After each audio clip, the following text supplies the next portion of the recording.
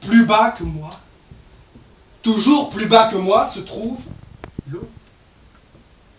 C'est toujours les yeux baissés que je la regarde, comme le sol, comme une partie du sol, comme une modification du sol. Elle est informe et fraîche, blanche et brillante, passive et obstinée dans son seul vice, la pesanteur, disposant de moyens exceptionnels pour satisfaire ce vice, contournant, transperçant, érodant, filtrant. À l'intérieur d'elle-même, ce vice aussi joue. Elle s'effondre sans cesse, renonce à chaque instant à toute forme, ne tend qu'à s'humilier, se couche à plat ventre sur le sol, quasi cadavre, comme les moines de certains ordres. Toujours plus bas. Telle semble être sa devise. Le contraire d'Excelsior. Liquide. Non, c'est-à-dire que certes, tout au monde connaît ce besoin qui toujours et en tout lieu doit être satisfait. Cette table, par exemple, se montre fort têtue dans son désir d'adhérer au sol, et si elle se trouve un jour en équilibre instable, elle préférera s'abîmer plutôt que d'y contrevenir. Mais enfin, dans une certaine mesure, elle joue avec la pesanteur. Elle la défie, cette table. Elle ne s'effondre pas dans toutes ses parties. Sa corniche, ses moulures ne s'y conforment pas. Il existe en elle une résistance au profit de sa personnalité et de sa forme.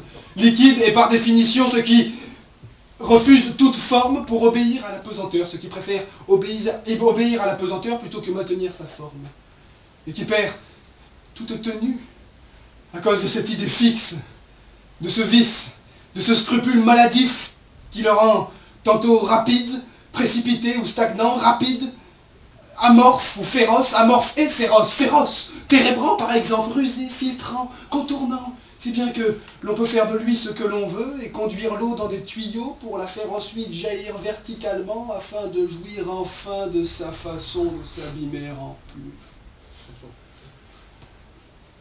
Une véritable esclave. Cependant,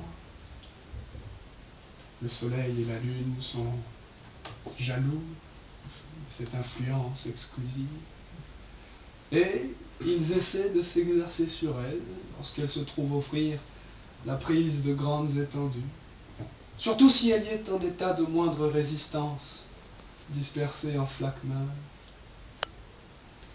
Le soleil alors prélève un plus grand tribut. Il la force à un cyclisme perpétuel. Il la traite comme un écureuil dans sa roue.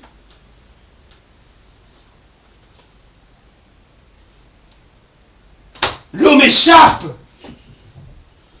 me file entre les doigts. Et encore, ce n'est même pas si net qu'un lézard ou une grenouille. Il me reste aux mains des traces, des taches, relativement longues à sécher ou qu'il me faut essuyer. Idéologiquement, c'est la même chose.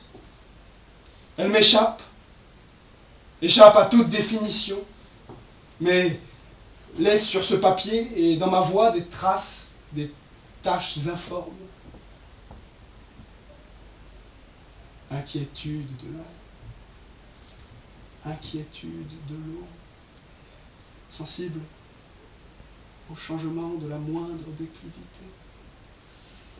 Sautant les escaliers, les deux pieds à la fois. Joueuse, puérile d'obéissance. Et revenant tout de suite lorsqu'on la rappelle en changeant la pente de ce côté-ci.